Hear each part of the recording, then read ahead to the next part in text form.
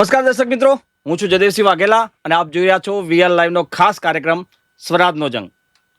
રાજ્યની 15 મહાનગરપાલિકા, 84 નગરપાલિકા, 260 તાલુકા પંચાયત અને 34 જેટલી જિલ્લા પંચાયત માટે આજે મતદાન યોજાઈ રહ્યું છે. બપોરના 3 વાગ્યા સુધીના આંકડા પર નજર કરીએ તો રાજ્યની 15 મહાનગરપાલિકાઓમાં 31.72% જેટલું મતદાન નોંધાયું છે. 84 નગરપાલિકાઓમાં 41.9% જેટલું મતદાન નોંધાયું છે. 34 જિલ્લા પંચાયતોમાં 43.25% જેટલું મતદાન નોંધાયું છે. જ્યારે 260 તાલુકા પંચાયતોમાં 3 વાગ્યા સુધી 44.7% જેટલું મતદાન નોંધાયું છે.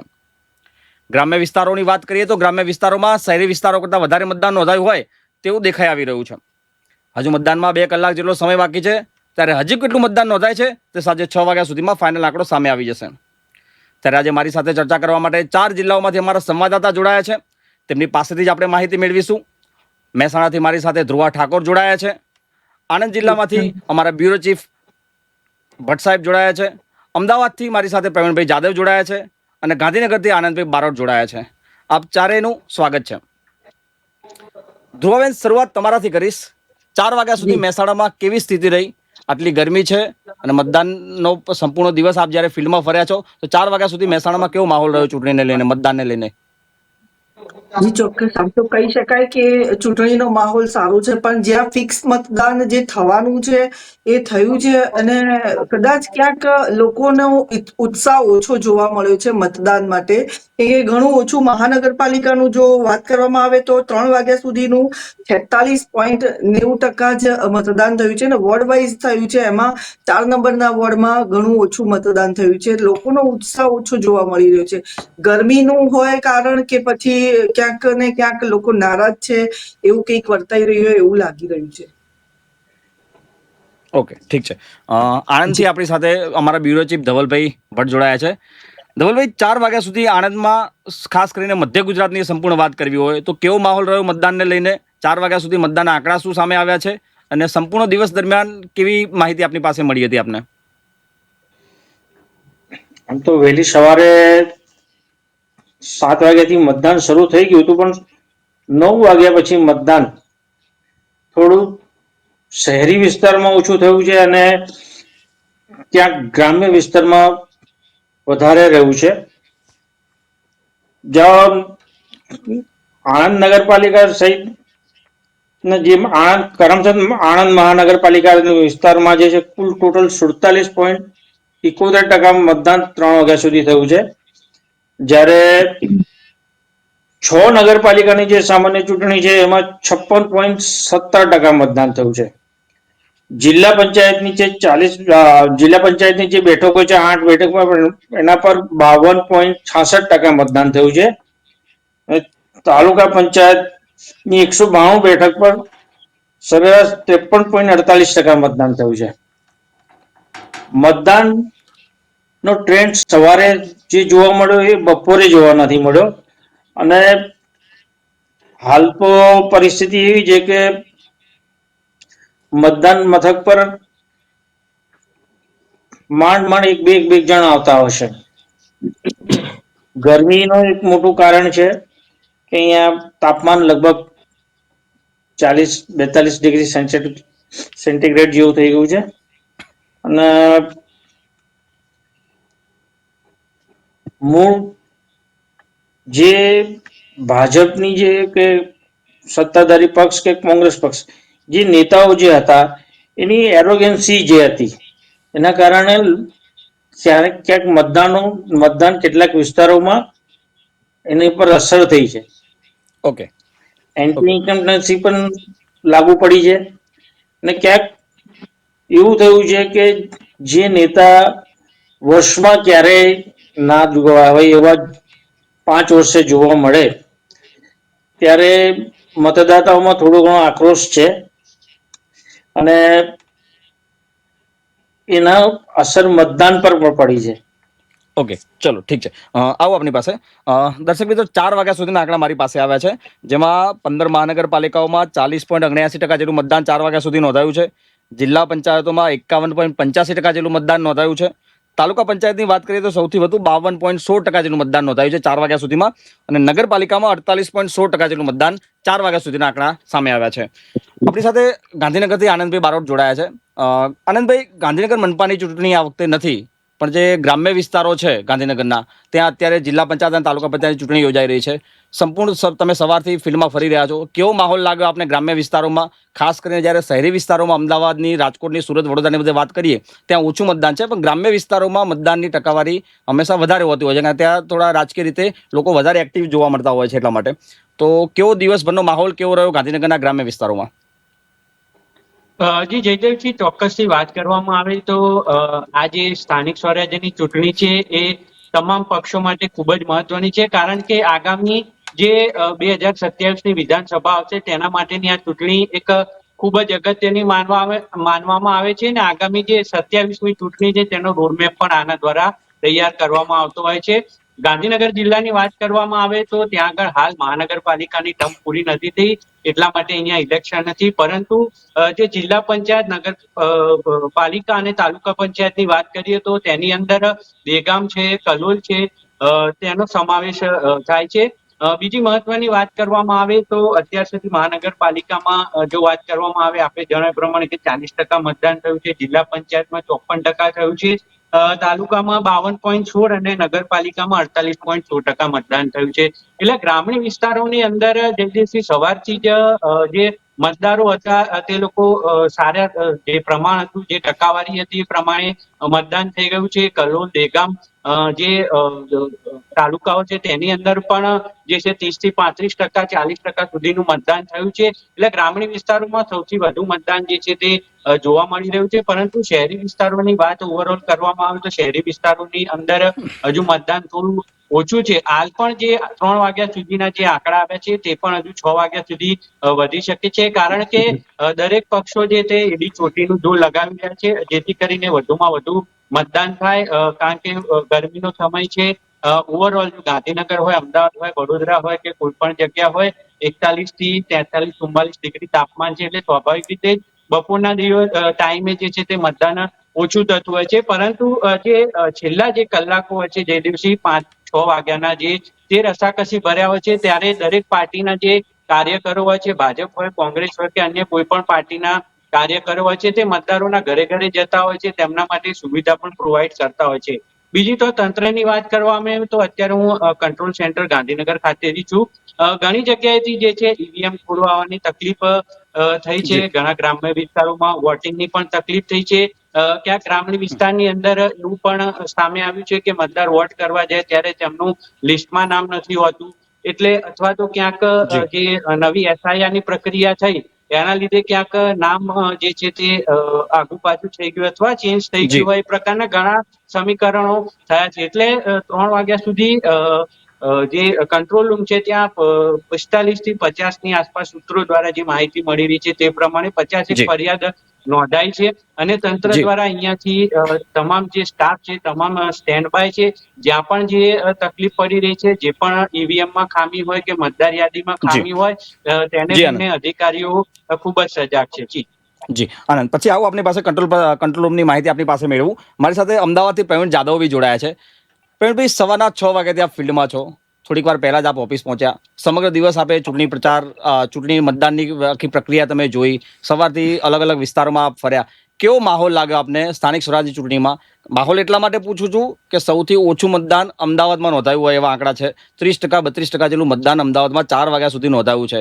સૌથી અર્બન એરિયા છે, સૌથી વિકસિત એરિયા છે, ભણેલા ગણેલા લોકો અહીંયા રહે છે, રોજગારવાળા લોકો અહીંયા રહે છે, છતાં અમદાવાદમાં 30% મતદાન નોંધાવું બહુ અત્યંત ચિંતાજનક બાબત છે. કેવો માહોલ દિવસભર આપને લાગ્યો? જી બિલકુલ જયદેવસિંહ, જે પ્રમાણે આપણે વાત કરી કે અમદાવાદ ખૂબ જ કહેવાય કે આર્થિક આપણી ગુજરાતની રાજધાની કહી શકાય, કે જે પ્રમાણેનું શહેર છે અને મહાનગરપાલિકાની ચૂંટણી છે તેને લઈને ખૂબ જ જે પ્રમાણે આતુરતાપૂર્વક રાહ જોવાતી મતદાનના દિવસની. પણ આજે જ્યારે મતદાનની શરૂઆત થઈ સવારે 7 વાગ્યાથી, ત્યારે સવારમાં એવી અપેક્ષા હતી કે રાજકીય પાર્ટીઓને કે સવારમાં જ સૌથી વધુ મતદાન થઈ જાય, એટલે કે સવારે 7 વાગ્યાથી શરૂ કરીને બપોરે 12 વાગ્યા સુધી મતદાન વધુમાં વધુ લોકો મતદાન મથકે પહોંચે તેવું એક પ્લાનિંગ તેમણે કર્યું હતું. પણ સવારથી જે રીતે મેં ફિલ્ડમાં રિપોર્ટિંગ દરમિયાન જોયું કે અનેક જે મતદાન મથકો પર છે ત્યાં બહુ પાંખી હાજરી લોકોની જોવા મળતી હતી. લોકો મતદાન મથકે ખૂબ જ ઓછી સંખ્યામાં નીકળતા હતા. એટલે પહેલો તો પ્રાથમિક આપણને જે અંદાજો હતો કે ગરમીના કારણે જે હીટ સ્ટ્રોકની આગાહી છે અને ગરમી અમદાવાદમાં ખૂબ પડે છે.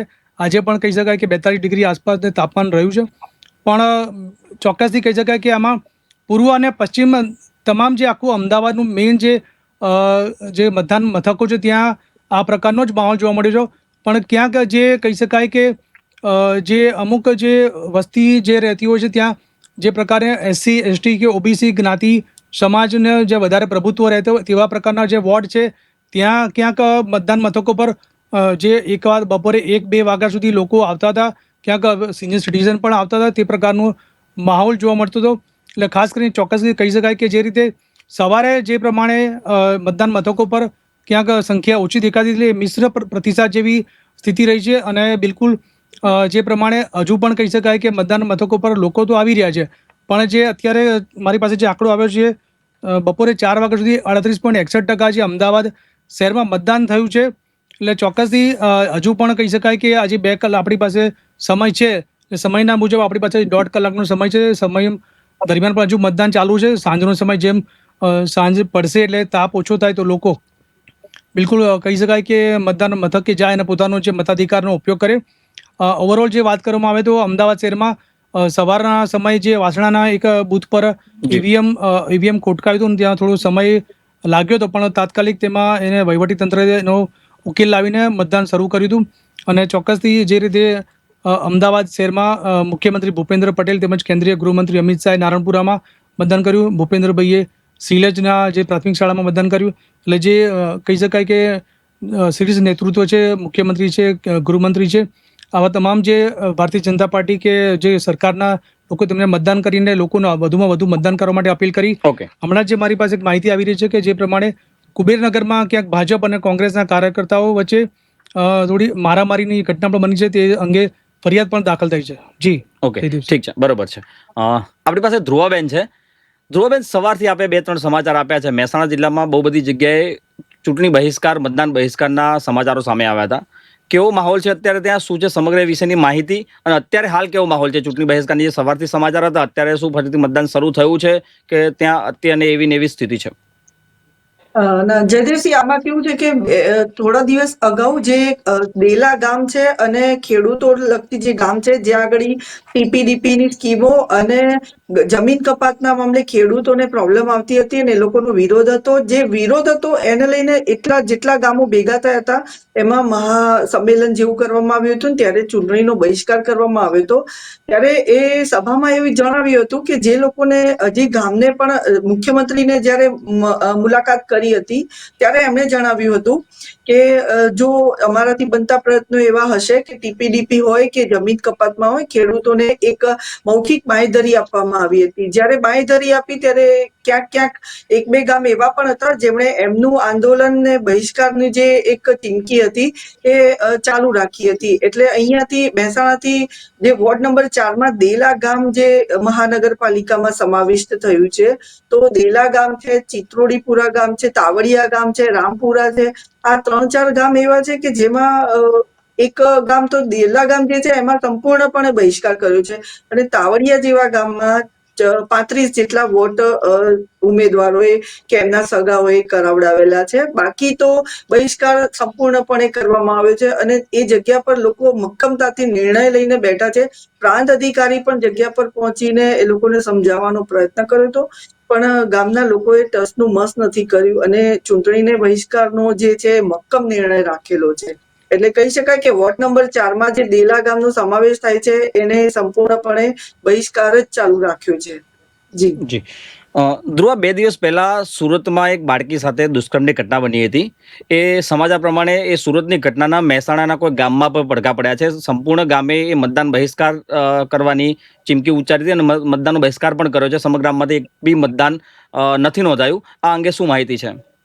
હા, મહેસાણાથી નજીકમાં બાજીપુરા ગામ છે, જે દીકરીનું સુરતમાં જે છેડતીનો દીકરી જે ભોગ બની હતી તે દીકરીનું ગામ છે. અને દીકરીના જે ગામમાં બાજીપુરા ગામ છે એમાં તમામ લોકોનો વિરોધ હતો કે જે પ્રકારની ઘટના સુરતમાં દીકરી સાથે બની છે તેનો એક પડઘો એવો પડવો જોઈએ કે બહિષ્કાર કરીને આ વસ્તુ જે લોકો સુધી પહોંચવી જોઈએ અને ખબર પડવી જોઈએ. સરકાર સુધી એવા પડઘા પાડવા માટેના પ્રયત્નો હતા કે આવી કોઈ પણ હરકતો ચલાવી નહીં લેવામાં આવે.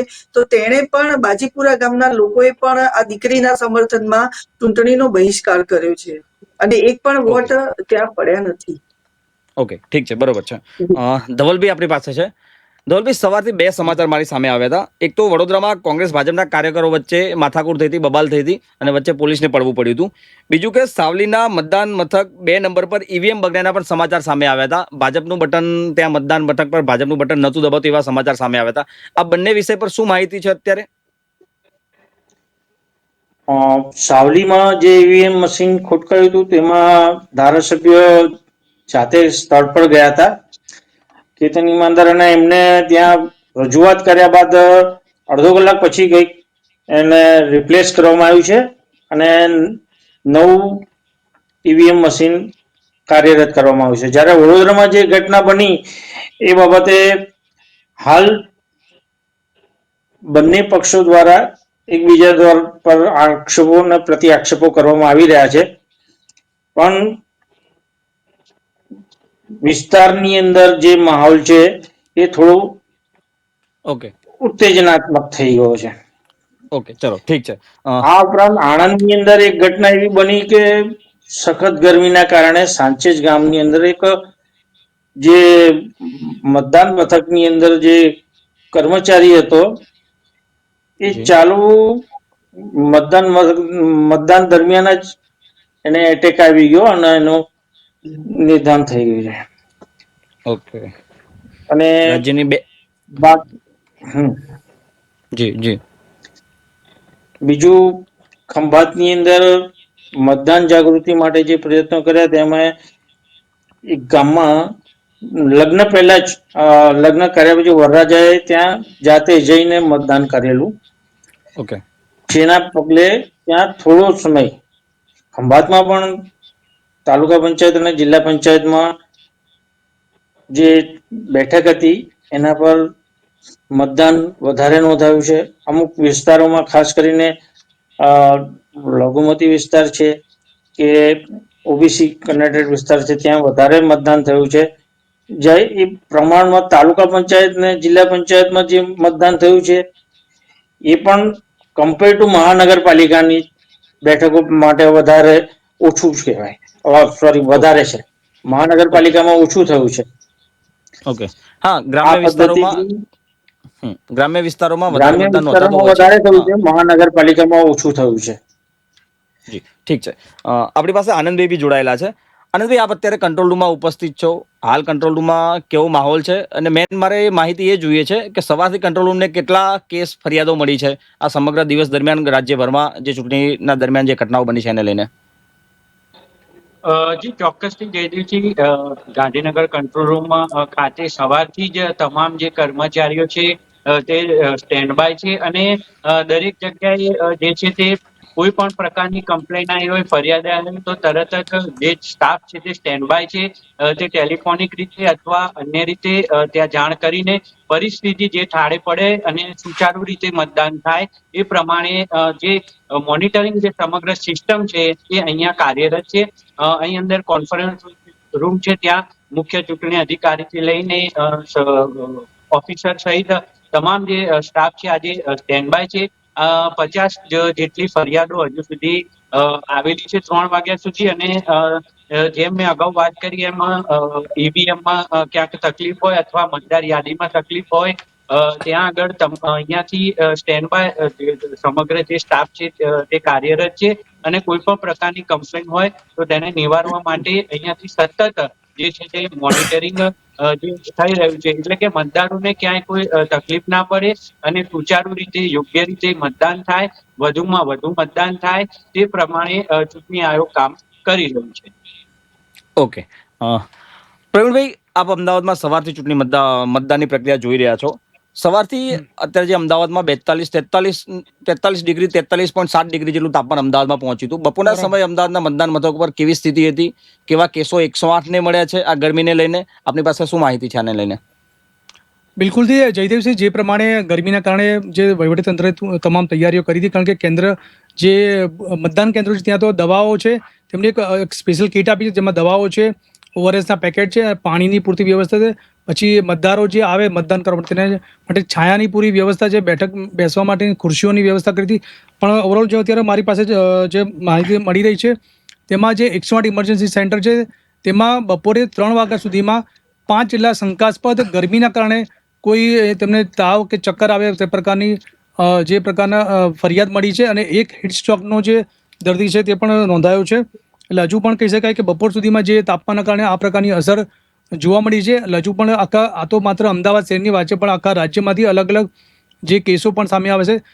ચોક્કસથી કહી શકાય જે ગરમીની પણ ખૂબ મોટી અસર છે આ મતદાન ઉપર ચોક્કસ પડી છે, કારણ કે જે પ્રમાણે ગરમીના કારણે લોકો બહાર નીકળ્યા છે. કારણ કે અમુક મેં જે મતદાન મથકો પર પણ જ્યાં મેં રિપોર્ટિંગ કર્યું ત્યાં જોવા મળ્યું કે ત્યાં તો સિનિયર સિટીઝનો વધુ પ્રમાણમાં જોવા મળતા હતા. ત્યાં એક 80 વર્ષના હોય કે 100 વર્ષના ઉંમરના જે માજીઓ આ પ્રકારના દ્રશ્યો પણ મેં જોયા છે, અને ક્યાંક અમુક જે કેન્દ્રો છે ત્યાં એકલ દોકલ લોકો જ આવતા જતા જોવા મળતા હતા. એમાં ક્યાંક બિલકુલ કહી શકાય કે લોકો ક્યાંક શું વિચારી રહ્યા છે આ મતદાનના દિવસે. માત્ર ગરમી જ મુખ્ય કારણ હોઈ શકે કે અન્ય કોઈ કારણો છે, તે હવે મતદાનની જે પ્રક્રિયા પૂર્ણ થાય અને જે પરિણામ આવે ત્યારે જ ચોક્કસથી ખ્યાલ આવશે. પણ આજના દિવસે જે મતાધિકાર જે લોકો ઉપયોગ કરી રહ્યા છે તો મત આપવા નથી જઈ રહ્યા, અને સાંજ સુધીમાં 6 વાગ્યા બાદ કેટલા ટકાવારી નોંધાય છે તે મહત્વનું છે. એટલે આજના દિવસમાં જે કહી શકાય મિશ્ર પ્રતિસાદ તો અમદાવાદમાં જોવા મળ્યું છે. ક્યાંક નાની મોટી ઘટના પણ બની છે, અને ગરમી વચ્ચે આ મતદાન હાલમાં ચાલી રહ્યું છે. જી, ઓકે. આપણી પાસે ધ્રુવાબેન છે. ધ્રુવાબેન, મહેસાણા મહાનગરપાલિકા માટે પહેલીવાર મતદાન હતું, કેવો પ્રતિસાદ રહ્યો મનપાની ચૂંટણીમાં મહેસાણા વાસીઓનો? પહેલા તો વાત કરવામાં આવે જ્યારે મહેસાણા પહેલી વખત મહાનગરપાલિકા બની છે, અને આ વોર્ડ નંબર 4માં 2-3 દિવસ પહેલા એક કિસ્સો બન્યો છે જ્યાં એક યુવાનની હત્યા થઈ ગઈ છે. તો મામલો એટલો બધો બીચકી ગયો હતો કે લોકોમાં આની એક નેગેટિવ ઇફેક્ટ પણ પહોંચી છે. જે વોર્ડ નંબર 4 છે એમાં સૌથી ઓછું મતદાન થયું છે, 39% જેટલું જ થયું છે. એટલે લોકોમાં જે એક કહેવાય કે મતદાન કરવાનો જે ઉત્સાહ હતો એ આ સાંભળીને પણ બહુ એ થઈ ગયું છે કે મતદાન કરવા માટે લોકો જઈ નથી રહ્યા. એક નેગેટિવ મેસેજ પહોંચ્યો છે. એટલે લોકો જે વાતો કરે છે એમાં એવી પણ વાતો ઊભી થઈને આવે છે કે જો આ ટાઈપની ચૂંટણી થતી હોય અને જેમાં એક યુવાનનું હત્યા થઈ હોય કે કોઈ પણ પક્ષનું ક્યાંય ઝઘડો થતો હોય, તો આ પ્રકારની ચૂંટણી ના હોવી જોઈએ. એક હેલ્ધી ઇલેક્શન હોવું જોઈએ. અને જે નેગેટિવ ફેલાઈ છે એને લઈને લોકો અત્યારે પ્રતિસાદ એવો આપી રહ્યા છે કે જેમને ઈચ્છા થતી જ નથી વોટ આપવા જવા માટે. સવારથી જે સવારનો સમય હતો ત્યારે ક્યાંક ને ક્યાંક થોડા જે ફિક્સ વોટ છે, જે અમુક લોકો અમુક પક્ષને માનીને ચાલવાવાળા છે, જેમને વોટિંગ કરવું છે એ લોકો તો ગયા જ છે, પણ સાથે સાથે જે ગરમી અને ગરમીની સાથે જે નેગેટિવ ઇફેક્ટ છે એ વધારે કામ કરી ગયું છે મહેસાણામાં, ખાસ કરીને મહાનગરપાલિકાના વોર્ડ નંબર 4માં. જી, ઓકે. ધ્રુવાબેન, ગરમીના કારણે મતદાનમાં કેટલો ફરક પડ્યો છે મહેસાણામાં? આપને જ્યારે ફિલ્ડમાં હતા આપને કેવું લાગ્યું, કેવી લાઈનો છે? બપોરના ટાઈમે ખાસ કરીને કેવી લાઈનો હતી ગરમીના કારણે? સવારે જે મતદાન થવું જોતું હતું એ તો વધારે થયું છે, પણ 12 વાગ્યા પછીનું જે છે એમાં લોકોએ બહાર નીકળવાનું એવોઇડ કર્યું છે, ઇગ્નોર કર્યું છે, અને બહાર નીકળીને મતદાન કરવા માટે લોકો ત્યાં પણ પાણીની દરેક પ્રકારની વ્યવસ્થા તો હતી, પણ ક્યાંક અમે સાંભળ્યું પણ એવું હતું કે ભાઈ ફટાફટ મતદાન કરીએ અને નીકળી જઈએ, કેમ કે ગરમીનું આજનું જે હતું ટેમ્પરેચર એ 43 પોઈન્ટ સમથિંગ પારું બતાવતું હતું. એટલે લોકોએ એવું વિચારીને કે ભાઈ 12 વાગ્યા પહેલા મતદાન કરી લઈએ, એના પછીનો જે સમય હશે તો કદાચ ક્યાંક ઘરડા બુઢા કોઈ પણ ઘરમાં રહી ગયા હોય તો પછી સાંજે 4 વાગ્યા પછીનો જે કલાક કે 2 કલાકનો સમય મળશે ત્યારે પાછા આવીશું. પરંતુ બપોર થઈ જશે ત્યાં સુધીમાં આપણે મતદાન કરવાનું જે પણ લોકો છે તેમને અપીલ પણ કરીશું કે જે ગરમીનો પારો ચડી રહ્યો છે તો ઘરે રહીને અને સાંજે 4 વાગ્યા પછીનું જે મતદાન છે પાછળથી કરે, એવા પણ લોકો એવી ચર્ચા કરતા સાંભળવા મળ્યા છે. જી, ધ્રુવા, ખાસ કરીને આમ જોઈએ ને તો ગરમીના સમયમાં રાજકીય પક્ષો જ્યારે મતદાનની ટકાવારી ઓછી થતી હોય છે ત્યારે રાજકીય પક્ષના કાર્યકર્તાઓ ઘરે ઘરે જઈને મતદારોને લઈ આવતા હોય છે, મતદાન મથક સુધી લાવવાની પ્રક્રિયા કરતા હોય છે. એ લોકો માટે ORS રાખતા હોય છે, રિક્ષા બાંધી આપતા હોય છે, કોઈ વ્હીકલ, કોઈ ઉંમર લાયક છે તેના માટે વ્હીકલ બાંધી આપતા હોય. આવા કોઈ સમાચાર મળ્યા, આવા કોઈ દ્રશ્યો આપની સામે આવ્યા કે મતદારોને લાવવા માટે રાજકીય પક્ષના કાર્યકર્તાઓ મહેનત કરી રહ્યા હોય એવા? જી. ઘણા બધા વોર્ડમાં એવું છે કે રાજકીય પક્ષોના જે કાર્યકર્તાઓ છે એ બહારથી લઈને ઘરડા બુઢાઓને લઈને અંદર સુધી પહોંચાડે છે. એ છતાં પણ પોલીસ કર્મીઓ પણ આની અંદર એક સહભાગી બન્યા છે, અને જે લોકો સક્ષમ નથી અંદર સુધી પહોંચવા માટે, ક્યાંક રિક્ષાઓમાં લોકો આવતા હોય છે, જે લોકો પગથી અપંગ હોય છે, અપાહિજ હોય છે, એ લોકોને પણ અંદર લઈ જવા માટે પોલીસ કર્મી હોય કે કાર્યકર્તાઓ હોય, એ લોકોએ હમણાં ઘણા બધા મદદ પણ કરે છે, અને પાણીની વ્યવસ્થા અને ORS ની પણ વ્યવસ્થા કરી છે, અને સામે ચાલીને લોકો એમને આપે છે અને ઘરડા બુઢાઓનું સાચવે છે. એ માહોલ આખો જોવા મળ્યો છે, કોઈ પણ પક્ષ હોય, કોઈ પણ કાર્યકર્તાઓ હોય. ઓકે, ઠીક છે. પ્રવીણભાઈ, અત્યારે એક સમાચાર સામે આવ્યા છે. અસારવા વોર્ડમાં કોંગ્રેસના ઉમેદવાર સાથે ધક્કા મૂકીના સમાચાર સામે આવ્યા છે. આ મામલે શું માહિતી છે આપની પાસે? જે બિલકુલ જયદેવસિંહ, જે પ્રમાણે મારી પાસે પણ જે પ્રમાણે માહિતી મળી રહી છે કે હાલમાં જ જે 4 વાગ્યાની આસપાસની આ ઘટના છે સમગ્ર, કે અસારવા વોર્ડના જે કોંગ્રેસના ઉમેદવાર છે તેમની સાથે ધક્કામુક્કી થઈ છે. જે મહિલા ઉમેદવાર છે દુર્ગા કુંવર સિસોદિયા, તેમને હોમગાર્ડ જવાને ધક્કો માર્યો છે, અને તેને પગલે હાલમાં કોંગ્રેસના બીજા અન્ય 3 કોંગ્રેસના ઉમેદવારો છે તે પણ બૂથ પર પહોંચ્યા છે. હાલમાં ત્યાં એક પ્રકારનું જે મામલો ઘરમાં હોય તે પ્રકારની સ્થિતિ ઊભી થઈ છે, અને હાલમાં ત્યાં કહી શકાય કે સુરક્ષા અધિકારીઓ દ્વારા, પોલીસ દ્વારા ત્યાં ચાપતો બંદોબસ્ત ગોઠવીને તેમને શાંત પાડવાની કોશિશ કરાઈ રહી છે. અને બિલકુલથી હાલમાં કહી શકાય કે જે પ્રમાણે કુબેરનગરમાં પણ જે પ્રકારે ભાજપ અને કોંગ્રેસના જે કાર્યકર્તાઓ વચ્ચે એક લાફો ઝીકવાની જે ઘટના બની, ત્યારબાદ તે અંગે તેમને પણ ત્યાં હલ્લાબોલ જેવી સ્થિતિ થઈ હતી, અને ત્યાં પણ પોલીસ દ્વારા ત્યાં પહોંચીને મામલો શાંત કરવાની કોશિશ કરાઈ હતી, કારણ કે તે મારામારી સુધી ઘટના પહોંચી હતી. આ બીજી એક ઘટના જે હાલમાં જે મેસેજ મળ્યો છે કે અસારવા વોર્ડના કોંગ્રેસના જે ઉમેદવાર છે તેમની સાથે ધક્કા મૂકી થઈ છે. એટલે હાલમાં આ પ્રકારની બીજી એક અન્ય ઘટના સામે આવી છે. અને બીજી એક જે આપને જે વાત કરવાની કે મુખ્ય જે બાબત છે કે એમાં અમુક જે લોકો હતા જે SIR પછીની આ મતદાનની આ પ્રક્રિયા છે, મતદાન થઈ રહ્યું છે, તો તેના કારણે ક્યાંક લોકો મત આપવા માટે આવતા હતા, પણ ત્યાં એમનું જે નામ છે તે મતદાર યાદીમાં નહોતું. તેઓ પોતે વોટર ID લઈને આવતા હતા. તે પ્રકારની પણ અમુક 1-2 બૂથ પર એવી ઘટનાઓ મળી હતી. એટલે ત્યાં પણ ક્યાંક જે કાર્યકર્તાઓ છે તે નારાજ થતા હતા, ત્યાં જે મતદારો છે તે પણ નારાજ થતા, કારણ કે બૂથ પર પહોંચતા હતા, મતદાન આપવા માટે પહોંચતા હતા, પણ તેમનું નામ યાદીમાં ન હોવાને કારણે તેઓ પાછા ફરતા હતા. આ પ્રકારની પણ નાની મોટી ઘટનાઓ સામે જોવા મળી છે અમદાવાદમાં. ઠીક છે. ધવલભાઈ, મધ્ય ગુજરાતમાં ગરમીનો માહોલ કેવો હતો, અને ખાસ કરીને આણંદની વાત કરવી છે મારે. આણંદમાં બપોરના સમયે કેવો માહોલ રહ્યો? ગરમીના કારણે લોકો મતદાન મથક પર કેટલી લાઈનો જોવા મળી, અને ત્યાં કોઈ હીટ સ્ટ્રોકના કેવા કોઈ કેસ નોંધાયા છે મધ્ય ગુજરાતમાં ખાસ કરીને? હા સર,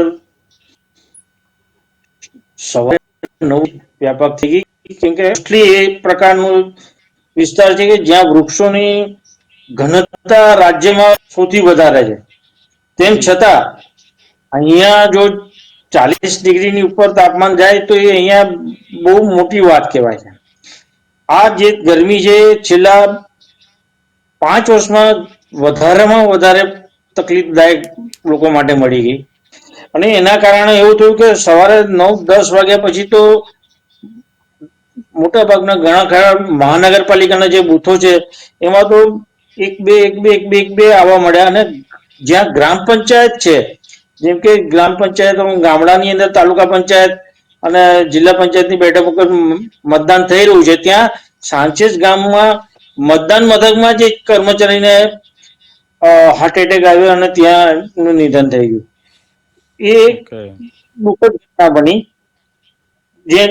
તેમ છતાં તંત્રએ જે તે જગ્યાએ દરેક મતદાન મથક પર ORS ના પેકેટ અને પાણીની વ્યવસ્થા કરવા માટેની જે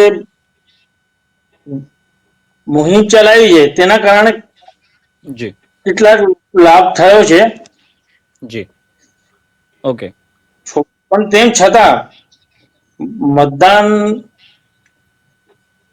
જે ગતિએ થવું જોઈએ, જે અગાઉ થતું હતું એ પ્રમાણે નથી થયું. ઓકે એમાં ગરમીનું ફેક્ટર પણ એક મહત્વનું કામ કરે છે.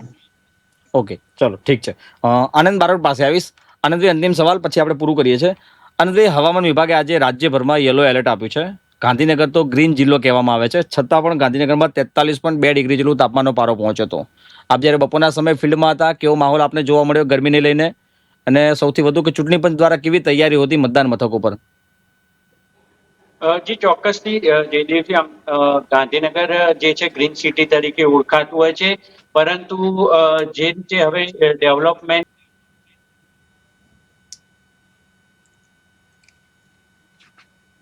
જી ટેકનિકલ ઇસ્યુ લાગે છે. જી ચલો ઠીક છે. પ્રવીણભાઈ, ધ્રુવાબેન, ધવલભાઈ, આનંદભાઈ, આપ ત્રણેય વીઆર લાઈવ, ચારે વીઆર લાઈવ સાથે જોડાયા, આટલો સમય આપ્યો એટલા માટે આપનો ખૂબ ખૂબ આભાર. દર્શક મિત્રો, ચૂંટણી પર સતત કવરેજ વીઆર લાઈવ પર આપ નિહાળતા રહેજો. 6 વાગે ફરીવાર આપણે મળીએ છીએ. ત્યાં સુધી મને આપશો રજા. નમસ્કાર.